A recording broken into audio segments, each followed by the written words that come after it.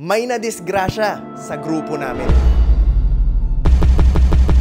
Sino at ano kaya ang nangyari sa kanya? Yan ang malalaman natin sa video na to.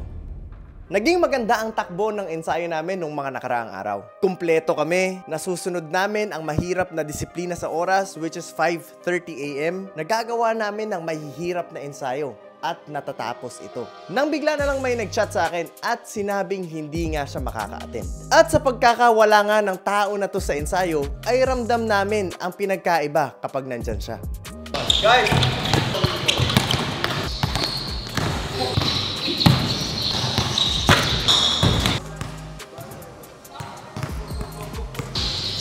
Siya nga ay si Joshua at ito nga ang kwento niya. Pero guys, short commercial muna tayo. Alam nyo ba na babalik na ang Mavs Academy Training Camp sa Quezon City? Ito ay gaganapin sa Don Antonio Heights, Quezon City on November 11. 2 days na lang guys at mag-uumpisa na ang ensayo natin sa Quezon City. So ano pang hinihintay nyo? Pwede pa kayong humabol. I-message nyo kami sa number na to or sa Mavs Academy Facebook page and magkita-kita tayo sa ensayo on November 11. Paligo na ganito eh. Tapos yung isa paliko rin na ganito.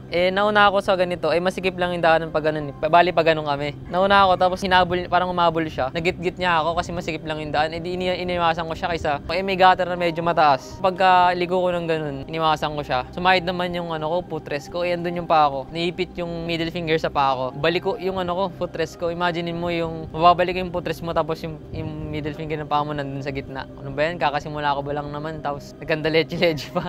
Nangyari na nang nun. Hinabol na lang namin yung utang namin ni Coach. So ayun na nga guys, narinig na natin kung ano ang nangyari sa kanya. And kami sa team namin guys, sa totoo lang kapag nag-ensayo kami, ramdam na ramdam namin pag wala yung presence niya. Pero buti na lang makalipas ang ilang araw. So ayun na nga guys, nandito na ulit si Joshua and nakakatuwa na hindi malubha ang nangyari sa kanya.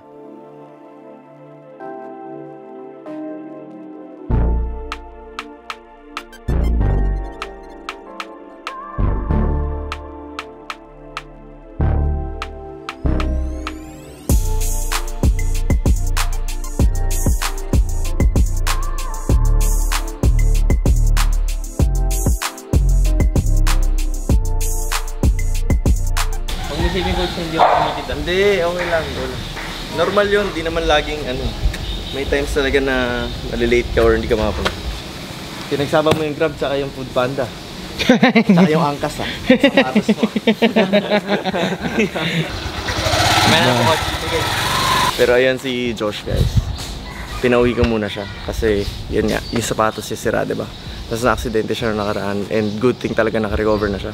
Meron din talaga mga bagay na hindi maiiwasan. Pero again, thankful kami na nandito na siya ulit. At sa pagbabalik niya ay meron akong munting sorpresa para sa kanya. At yan ang dapat niyong abangan sa mga susunod na video.